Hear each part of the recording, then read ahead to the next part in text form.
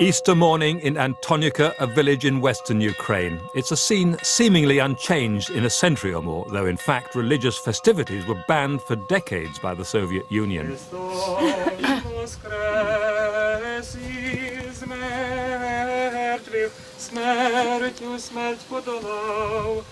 And one native of the village is celebrating Easter here for the first time in 60 years.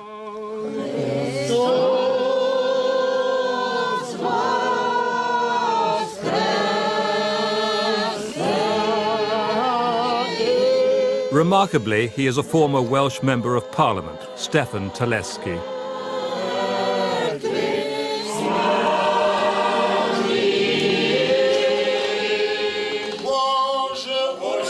Just how this colourful and controversial politician came to leave his homeland and come to Wales has been puzzling people for his entire adult life. Now, at the age of 75, he's prepared to tell the whole story. So,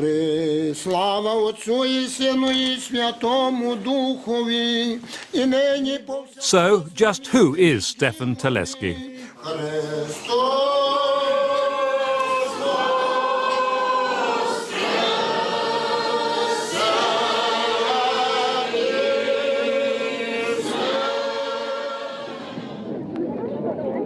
Stefan Terlezki emerged from the maelstrom that was Central Europe after the Second World War, a seething mass of displaced humanity.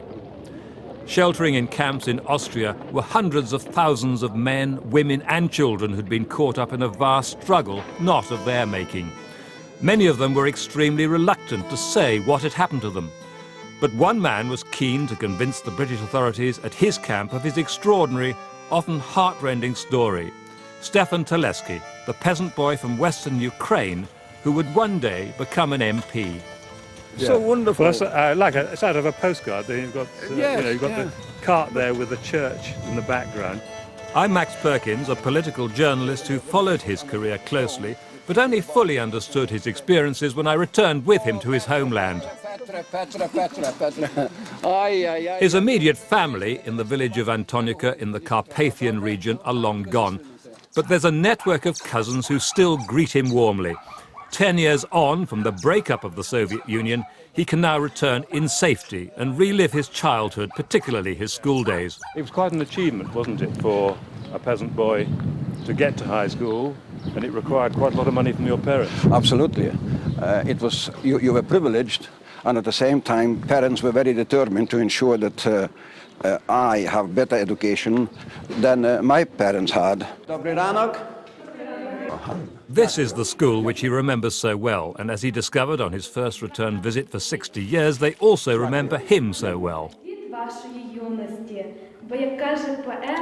Looking at the children speaking so wonderfully Ukrainian language and reciting my life, it's really fantastic, you know, unbelievable.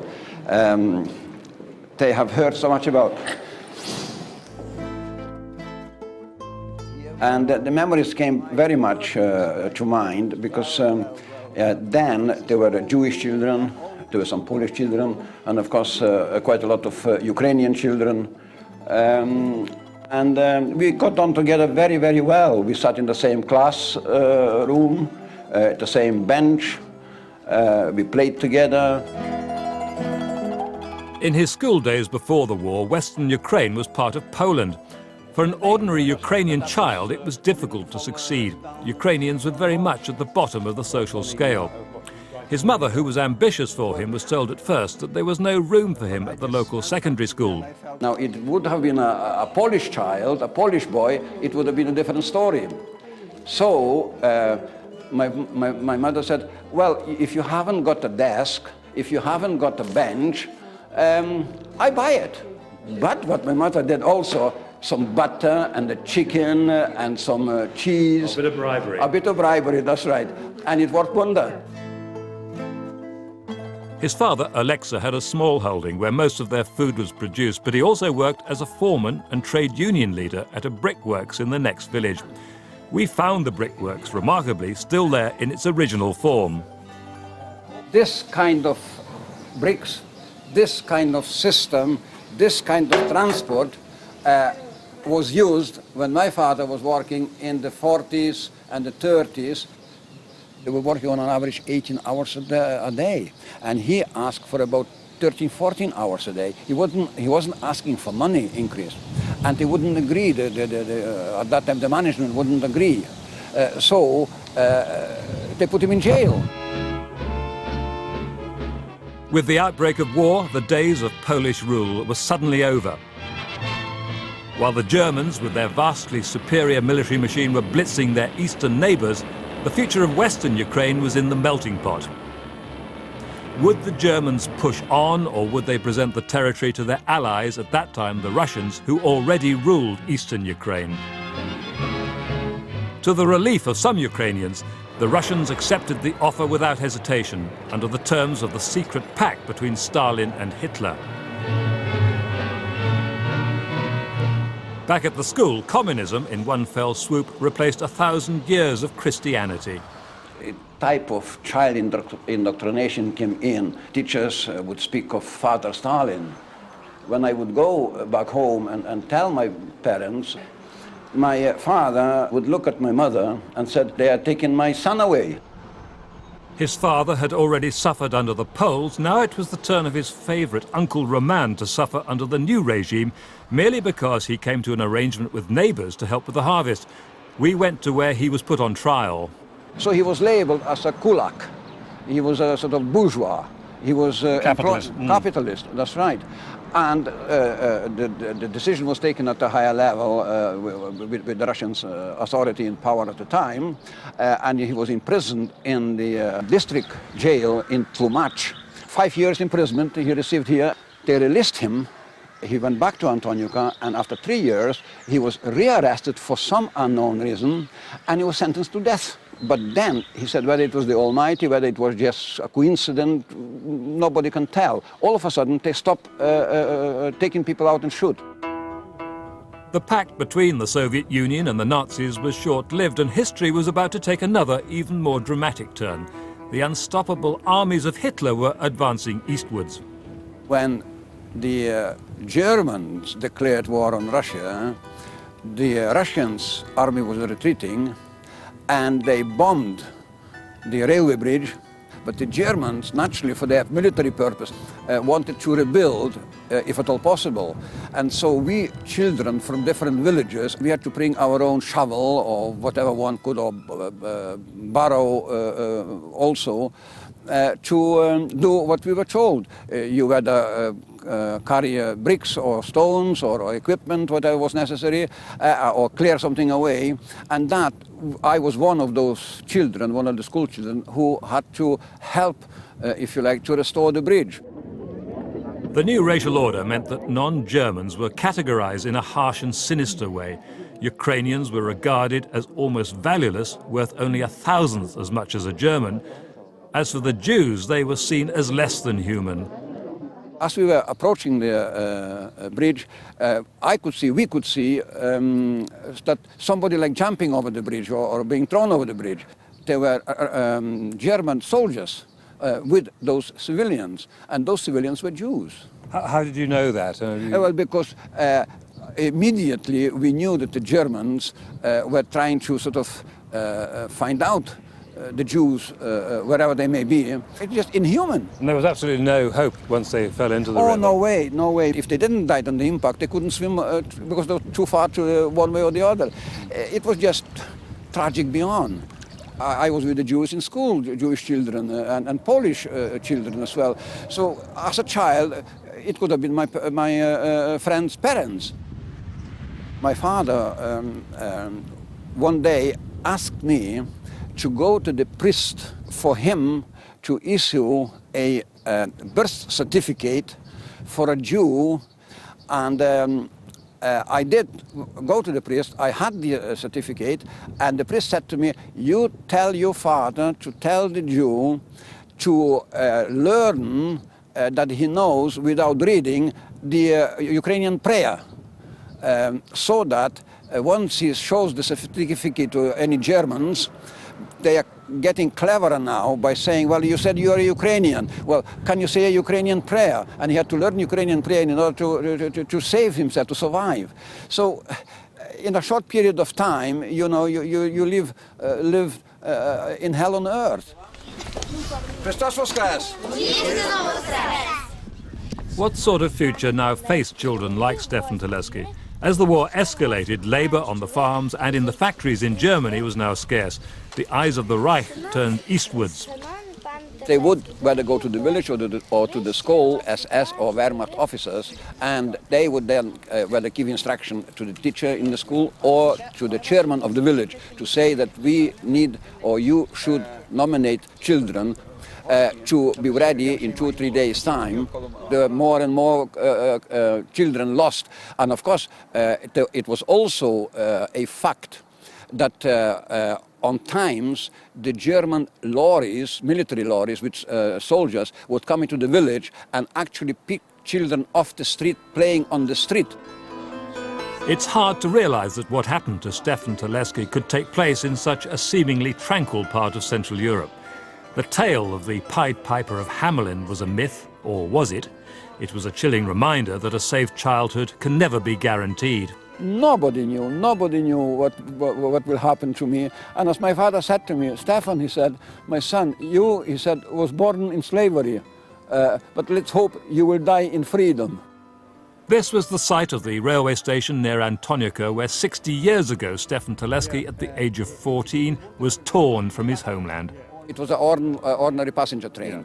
And in fact, the passengers that were on the train, they gave us the window seats so that we can open the windows and wave to our parents. But the train was going slowly enough for my father, my mother and my sister, who were standing alongside the railway. He managed to stand close enough to the train, and I came down the steps of the coach, and we shook hands, and that was the last time. It was very harrowing, wasn't it? It must have been, I mean, can you describe the scene? Well, the next time we shook hands was 42 years later.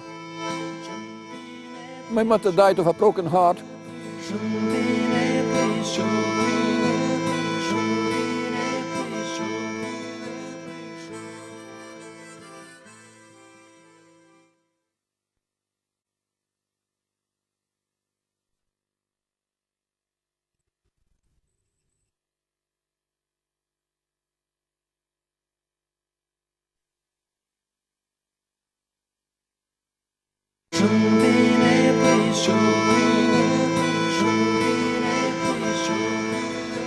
In 1942, thousands upon thousands of young Eastern Europeans like Stefan Terlezki were shipped like cattle to railheads, like this one in Freudsburg, Austria. First impression was bewilderment, in a sense that, where are we? What station is this? What place is this? We didn't know. Nobody told us anything. So we were just led wherever we had to go, get out wherever, if we had to get out, which we did. And so we were assembled, teenagers, hundreds of us, literally hundreds of us. And the tension was sort of bottled up, and a certain amount of fear, just being a number, and not knowing what's going to happen to you. We were at the mercy of everybody except ourselves. We couldn't think for ourselves. We didn't have to plan anything for ourselves. It's like sheep sort of thing. You're being herded in and then dispersed in different directions and do what you have to do. But their fate would soon become apparent. They were to find out what it was like to be sold in what, to all intents and purposes, was a slave market. And exactly a replica of the mesh wire fence that you look at now was exactly the same, only stronger, I dare say. On that side would be the prospective buyers. Turned out to be somebody called Hansel. Hansel. Who was in the Navy. He was in the German Navy, and I think he was in Hamburg. He took some money out. I don't know how much I was worth, but I certainly could see money being left by him, by Hansel, on the table. And then I picked up my wooden case, and we came out of this compound, and again past the church, and I thought that the churches, the Christianity and faith would help me in my life here. I suppose coming to Mass here in this church right in the middle of Freudsburg must have been a godsend for you. It enabled you to relax for a moment. Absolutely true. This was something for us that we could speak in private. We can speak to ourselves and to God, and hoping that something better will come for our future, as well as for God to protecting us. And also you could meet up with some of your other fellow Ukrainians workers. And Poles, we would come here, and then when the service would be over, we come out of the church, and there would be a Gestapo or an officer from the Wehrmacht or SS, and he would shout aloud, telling us what a wonderful achievement they are having on all fronts. That everything is going to plan, and the Führer is making sure that nothing goes wrong. And now and again he would say, Heil Hitler, and sort of lifting one's hand, which they did. We didn't, because we were not part of them. They were our enemies, and they say we were their enemies. Some forced labourers soon realised that it didn't pay to provoke the Gestapo, but young Stefan learned the hard way when he asked the Germans to give some prisoners of war more food. For his insolence, he was arrested. As soon as we entered the prison, I could smell something burned. I wasn't sure what happened. And he said, last night, a Pole stayed here, and he had smuggled matches with him. He said, have you got any matches on you? I said, no, I haven't. And he said he tried to burn the blankets and burn the door, and he suffocated. So immediately I sort of crossed myself and bowed my head, and I said to myself, well, you will not be forgotten. And then he opened another door, and it was my cell next to that. I spent about 10 days or more until the time came when the Gestapo took me out of the prison. They gave me a shovel, and they said, dig the hole. I was frightened, I was frozen, I was thoughtless. Why do they want me to dig a hole? Is it really for me? And as I was thinking, and I am telling you the gospel truth, inwardly I sort of prayed to God that I haven't got to dig my own grave. And they said, dig a round hole. When they said that, was the field music to my ear, because I know that they wouldn't put me into a round hole. And what they wanted me to plant a tree. So I was doing it with pleasure. I could have digged the hole all the way to China, but then I planted a tree, and they took me back to the headquarters, and then they released me. The story was emerging in a compelling and convincing way. He'd been forced to leave Ukraine and told that he would have to become, in his own words, a slave labourer, unpaid and unable to return to his homeland, even when his mother was on her deathbed. But where had he worked?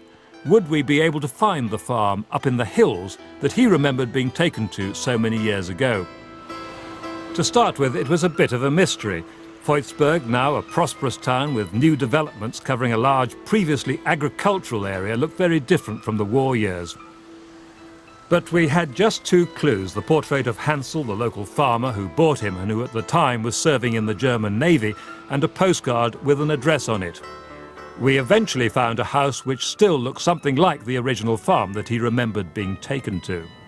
I was tired, I was mentally tired, I was physically tired, and I was forlorn, and I was lonely.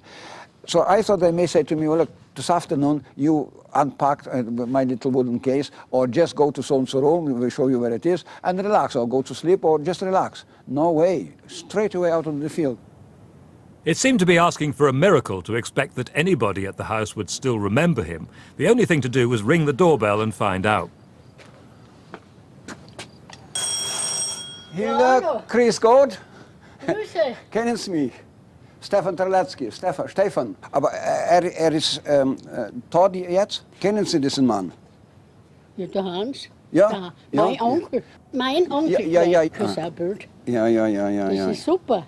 Super, yeah. Well, we established one thing, that she remembers me, she knows me, I know her. Yes. Der hat früher da gearbeitet But- in der Kriegszeit. And But- this is Hansel's That, Hans. this is Hansel, her uncle. her uncle. Ja. Hansel is her uncle, but Seine he's dead. Frau lebt noch. She remembers me, but she ist didn't sie, recognize ja. me. Das Well, war in 43er Jahren. Ja, oder sowas. but You've changed. yeah. Und jetzt, better... Ich habe manchmal gedacht, Is he better ob looking? du überhaupt noch lebst. Was nicht? She said she'd been thinking very often, am I still alive? Der könnte irgendwo Or perhaps he has died somewhere in a foreign land. Now that everything was clear, it seemed only natural that we should be invited in to see the house. It had obviously changed after all these years, and so had the welcome. Stefan and Hilda, who he remembered as a young girl, were now clearly hitting it off. I called her my mother. Yeah. This was Superfrau. Ah, yeah, was Superfrau, this, sehr good. And when she died in hospital in Voitsburg, her eldest daughter took over, and she was looking after the farm.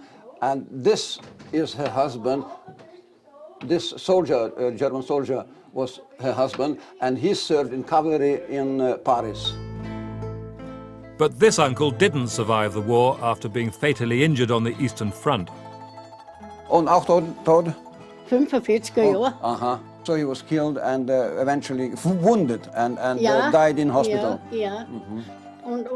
With the men away at the front, young foreign workers like Stefan, who was only 14 when he arrived, soon found themselves carrying out most of the heavy work, though the women did help when, for example, a pig had to be killed. And I would get, as she said herself, automatic sort of gun, but it was a mechanical gun rather than a bullet. And I hit the pig on the head, and the pig falls down. So I dragged with woman, because there was nobody else on the eye, and the woman would be sort of kneeling on the pig, and I would get the knife and stick it in the pig. Two Gestapo came up. They were checking on foreign workers whether they behave themselves, and they were checking on the farmer, is he doing a good job, and is he behaving, or do you think he deserves 25 lashes or 50 in some cases? Then he started asking me, have you ridden a bike, or a bike at all? Are you riding a bike at all? No. Are you going to the cinema? No. Are you going somewhere else? No. No to everything. And then they said, because if you don't behave yourself, if you are lying, and he sort of took out his pistol, fully loaded, and he said, if you did, he said, you killed a pig with a mechanical gun. He said, I got a real one in my hand. He sort of put it more or less into my face. This sort of hostility spilled over into life on the farm. He wasn't supposed to be part of the family. Young Stefan was expected to sleep in a freezing attic, but preferred the cattle shed where it was warmer. There were quite a lot of hay, which I slept in. But as I said, it was warm, and that's all that matters for the period of the severe winter. Whatever it was like then, all was now forgiven. Hilda produced the homemade cider, which Stefan remembered. Yeah, Austrian most. Yeah. It was part of the staple diet, mainly because the water at that time was so undrinkable. So, having resolved the question of how he was employed during the war, one other mystery needed to be explained. Servus. Yeah, servus. Yachida. Why, at the end of the war, didn't he go back home? As if life for the young Ukrainian hadn't been traumatic enough so far, he was about to face a whole new set of dangers.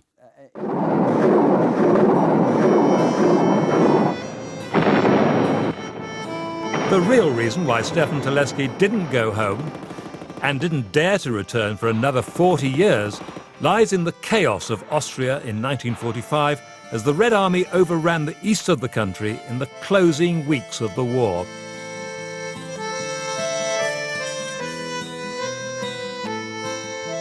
Next week, why Stefan Terlezki fled for his life. I knew that if I am interrogated, I will be killed.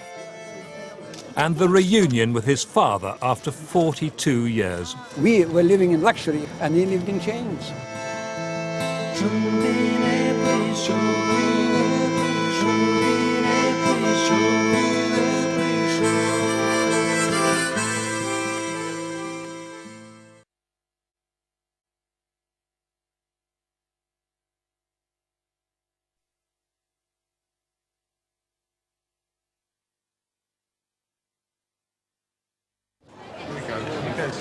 For 42 years, two men, father and son, had been kept apart by two of the worst tyrants the modern world has seen.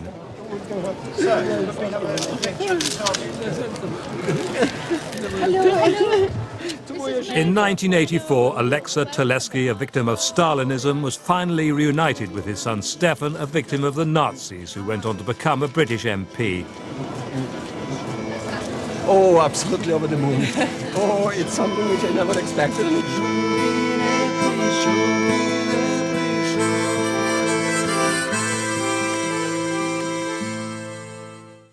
Well, here we are in my little den with all the pictures around. I'm Max Perkins, and although as a political journalist I've long known Stefan Terlezki, it wasn't until he showed me round his study in a quiet North Cardiff suburb that I began to appreciate just how much had happened to him in 75 extraordinary years. This is my home, this is my life. Considering that I came penniless in 1948, couldn't speak a single word of English, nothing to declare, only myself. And these photographs, all these awards, speaks for themselves. He knew the great and the good, but never forgot his peasant roots and his Ukrainian parents, who gave him so many of the values which he tried to put into practice, firstly as a refugee, then as a politician in a foreign land. When my father came from Siberia, this what he brought with him as a present. It's not just the pleasant memories which are important. There are also the wartime events. For example, the Austrian sailor who literally bought him from the Germans to work as a slave labourer on his farm. At the end of the war, the Allies liberated millions of people from Nazi-occupied territory. So why hadn't Stefan Terlezki simply returned from Graz in Austria to live once again with his family in western Ukraine? Was there something we didn't know? Had he somehow been tainted by his contact with the Nazis? Many other Ukrainians had, after all, collaborated with them. As we chatted in a square in Graz more than half a century later, I put the question to him. Now, there have been suggestions from various people in the past, you will say ill-informed people, that while you were here, you in fact were possibly a collaborator with the Nazis. Perhaps because you were a right-wing conservative, you must have had some sympathy towards the Nazis when you were here. Well, not quite. I wasn't right. In nearby Voitsburg, we were able to put his story to the test, helped by a postcard addressed to him at the farm where he had worked, and the photograph of Hansel, his one-time owner. We established the full story. We found the farm and came face to face with Hansel's niece Hilda. Although she'd been very young at the time, she remembered him well. Hansel is her uncle, but Zij he's dead. vrouw, Yeah, my uncle. Mijn onkel. Yeah. When the war ended, to his dismay, he found himself in the Russian zone. His recent visit to Austria brought it all back. When you look down the street, you would have seen Russian flags, the hammer and sickle, flying on both sides of the street. From Voitsburg, he made his way to the regional capital of Graz. He was now a refugee looking for an early passage home. Along with thousands of others, he was officially registered and then marched to the railway station. All we wanted is to board the train and go back as quick as we could to our villages and towns. But the train didn't take them far before they were transferred to a Red Army camp. We were categorized into platoons, into companies, and those who could write, read and speak different foreign languages were identified as potential leaders. And to my horror and surprise, I was one of those leaders who became a commander of 4 platoons. So he was now a lieutenant in the Red Army. And what was worse, there were rumours that he and his men would be sent to the Far East to fight the Japanese. And once I've heard that, I decided there and then that I'm not going to fight for Moscow or Batko Stalin, Father Stalin. I am going to fight for myself, and I am going to return back where I came from. And that was not just Graz, but beyond Graz, which was Voitsburg. Desertion seemed the only solution, and so began a remarkable escape story. Undeterred by the obvious dangers, he and a fellow Ukrainian set out across country towards the British sector, but the area was swarming with Russians. We could hear the Russian patrol soldiers shouting, "Postoy!" Well, we weren't going to stop. Then all of a sudden they started to shoot at us. Then we start running. We ran into a forest. And in that forest, I am not exaggerating, there must have been hundreds of thousands of different weapons, of all kinds of weapons. The only thing I knew that I could cooperate were the hand grenades. I knew how to pull the ring and I knew who to throw it, and that's what we started to defend ourselves with. But we made such a hell of a commotion, and evidently the Russian patrol felt that there must be more than 2 of us, there may perhaps 20 or 200 of us. But then he had to cross a river. The only bridge was heavily guarded by the Russians. He bluffed his way across thanks to a passing British soldier who was visiting his Austrian girlfriend in the Russian zone. So I immediately introduced myself, who I was, that I was escaping from the Russian army, that I wanted to reach the British sector, and crossing the bridge, I knew that if I am interrogated, I will be killed or I will be sent back to the camp where I came from. And as we were talking, a coach with horses was coming towards us, and I noticed that there were 2 Russian soldiers with their stand guns on their shoulders, and they said in Russian, "We give you a lift to the bridge." And I looked over the bridge, and there was a hut there more or less where that house is. There was a hut where the Russian soldiers were around inside and outside. And we crossed the bridge. The soldiers stopped immediately and said, "You got to go to the right to that hut." I said, "Don't worry about anything. I want to know if you can tell me which road I have to take to go to the station, railway station." And they said, "Oh, only a couple of meters, and you have to go off the cart and go on this road to get to the station." And I went eventually to the railway station, bought myself a ticket, and then on the way to Voitsberg. And my objection was to cross from Voitsberg into the British sector, military sector, but I was too afraid to do that. I had to sleep in the forest and hills again for quite a long time until the Russians retreated from Voitsberg, and Voitsberg became free, and there I was, free man in freedom under the British control, but also protection.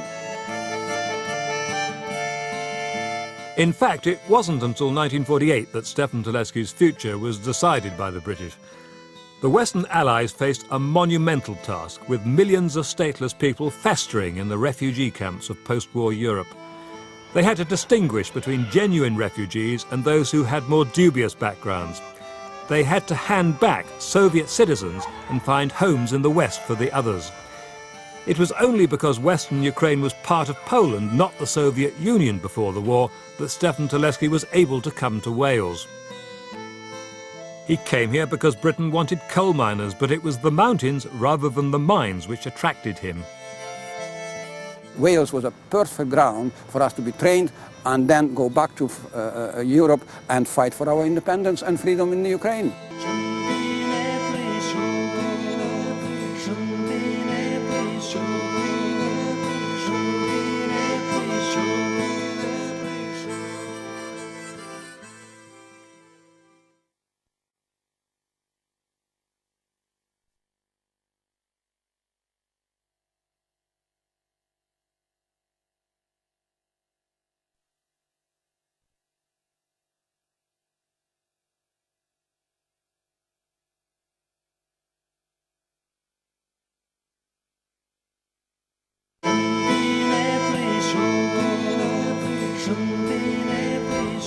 The plan to make Wales a base from which he could return to his homeland as a guerrilla fighter was not to be. The young Ukrainian soon realized that he would be spending the post-war years in this new country, underground, admittedly, but in a very different sense.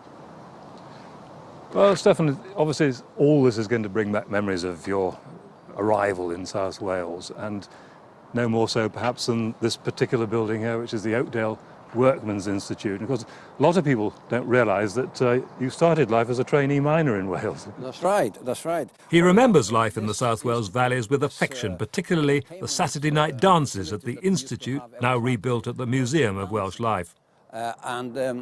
We have trained during the week. We almost lived underground for a number of days, and we looked forward very much to get ourselves cleaned and washed and be presentable, and then go to the Miners' Institute, because we knew Looking for young ladies, no doubt. Well, absolutely, absolutely. We were all young. We were all one day hopefully falling in love. Well, look at this. My goodness. Unbelievable. Unbelievable. How many? 60 years since I was here first. And alongside those windows on that wall, there were the girls and with their boyfriends. You walk forward to the girl, you bow, and then you ask her boyfriend if he will allow you to... Very gentlemanly. Very much so. Then I take you by the arm, take you to the center of the dance floor, and we start dancing. And you say to yourself, well, I hope the music will never stop playing.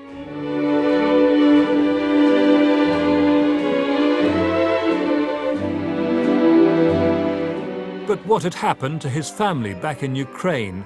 What about his sister? He knew his mother was dead, but what about his father?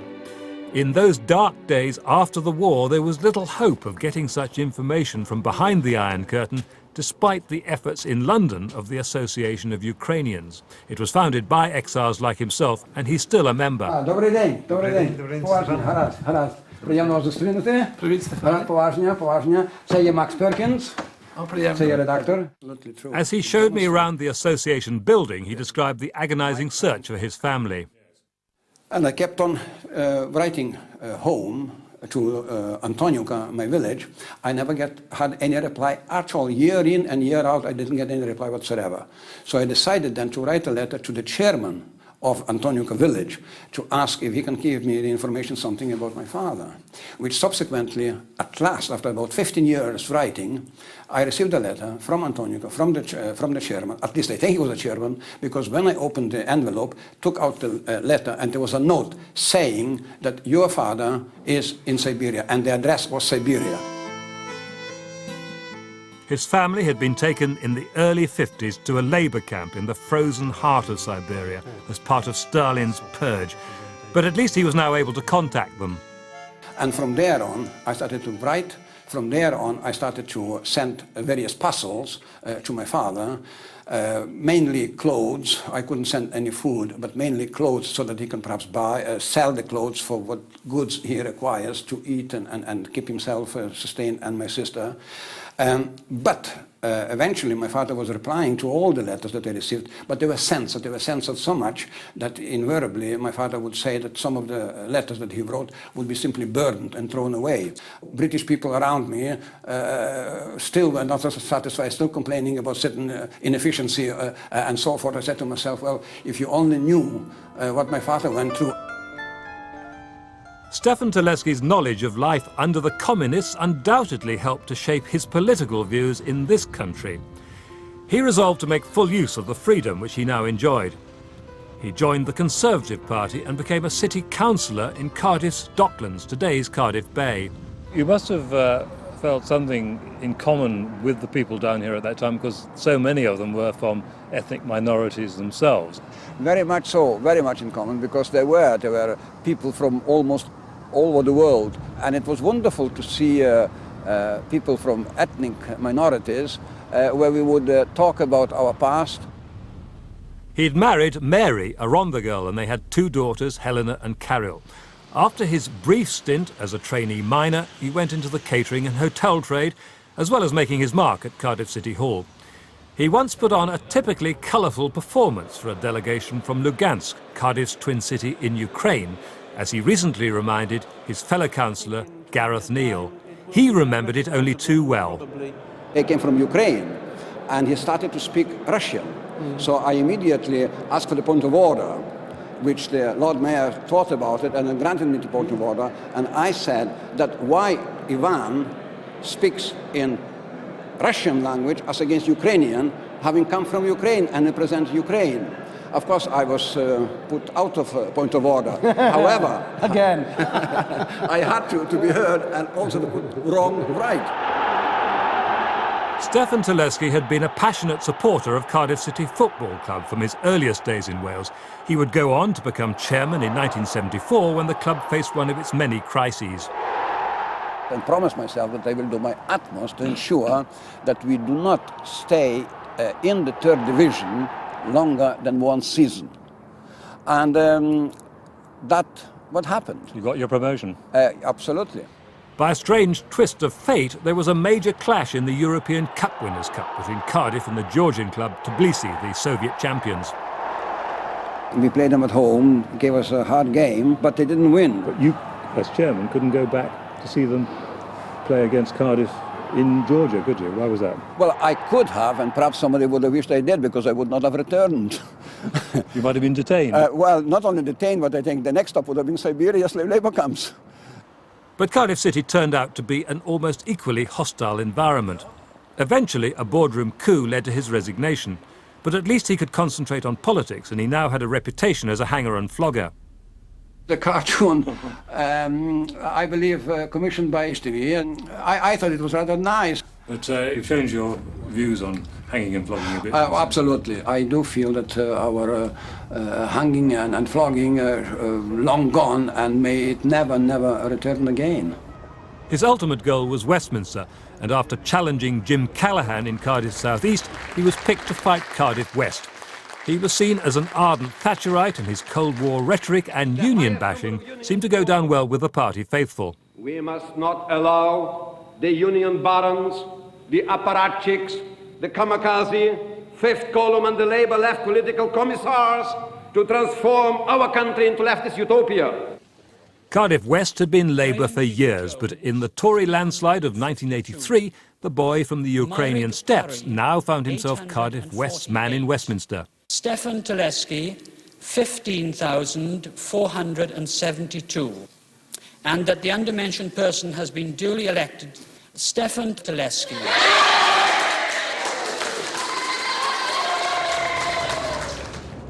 Once he found his feet at Westminster, he delivered what was described by some parliamentary journalists as one of the most emotional maiden speeches ever made. I have experienced feudalism, Marxism, communism, fascism, Nazism, and slave labor camp at the age of 15. And I think I can justifiably claim that I know how to appreciate freedom and democracy. If there are people in this great country of ours that think that the grass is greener in Soviet Union, then let them go and find out for themselves. Stefan. Hello, Padre. Lovely to see you. Likewise. Although he threw himself enthusiastically into parliamentary life, he lost his seat 4 years later. But he's still remembered by senior Conservatives. Sir Patrick Cormack was one of his closest colleagues. And you were able to give something to the Westminster Parliament that nobody else could give, because nobody else had those experiences. I want to come back tomorrow. Well, we'd love to see you. We'd love to see you. But I wondered if Labour MPs shared this respect for his background. Greville Janner, now in the Lords, worked with him on a committee looking into the prosecution of Nazi war criminals. He says his Tory colleague's contribution was invaluable. Not least because he had knowledge that none of us had about Eastern Europe. Of course, inevitably, if you were caught up in that sort of maelstrom that happened in Eastern Europe after the war, a lot of Ukrainians were accused of being Nazis and so on. Did you ever have any qualms, did you wonder at all about Stefan Terlezki's commitment to democracy? No, indeed, a lot of Ukrainians did collaborate with the Nazis, but he wasn't one of them. The silence over who collaborated with whom has rarely been broken by the Ukrainians.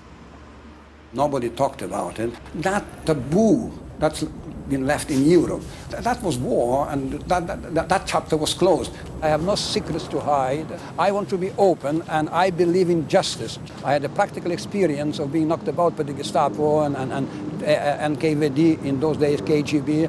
So I feel deeply that the members of the committee wanted me for my experience and not so much to point out at anybody in Britain that he or she are the war criminals, because I didn't know and I still don't know. A more immediate question was the fate of his father. Could Stefan Terlezki, now that he was a British MP, put pressure on the Soviet government to release his father and allow him to visit Britain? He was obviously in a much stronger position to do so in the 1980s than ever before. Yes, you're right, and this is regrettable, not regrettable that I got my father over, but it is regrettable as far as the Russian regime, communist regime was concerned, because one had to be somebody in the West in order for the Russians to take note of and help, although very, very reluctantly.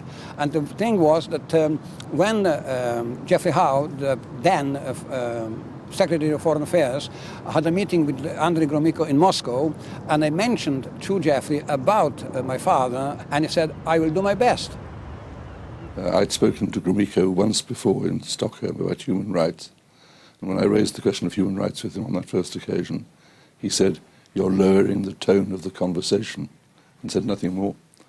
When I went to Moscow, I went equipped with some names of individuals whom I could discuss with him. Well, what sort of a journey did you have? Stefan Terlezki is still deeply grateful to Lord Howe for what he achieved at that fateful encounter with Gromyko. He did. About 2 months later, telephone rang, about 6 o'clock or thereabouts in the evening. I pick up the receiver, and the voice on the other end said, your father is arriving tomorrow at Heathrow at 9 o'clock in the evening. I dropped the receiver, I burst in tears, I started screaming, my father is coming, my father is coming from Siberia. And thanks to you, my father did come. The meeting at Heathrow was an extraordinary experience for both men. Alexa Terlezki, now frail and in his 80s, hadn't seen his son for 42 years.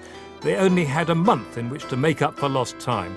The son was eager to show the father what he'd achieved. He was also eager to show him what life was like in the West.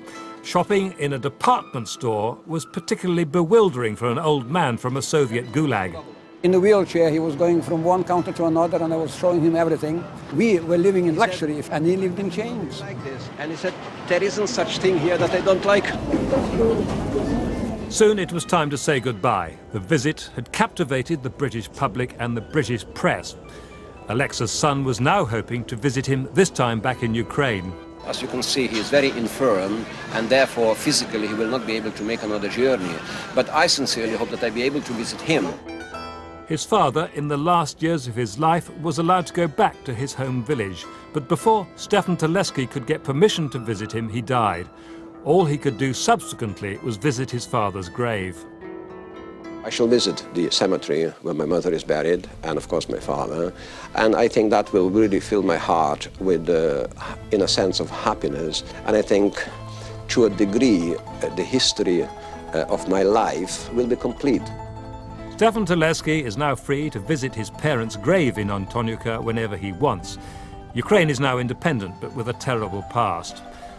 7 million people died in the famine caused by Stalin's forced collectivization of 1932-1933, another 13 million in the war. The total grew throughout the 30s and 40s. Which other country in Europe, in a period of 19 years, have lost 25 million of its people? No other country suffered so much, and however much they look forward to happier times, he and his many relatives who still live in Antoniuka, they'll never forget the past.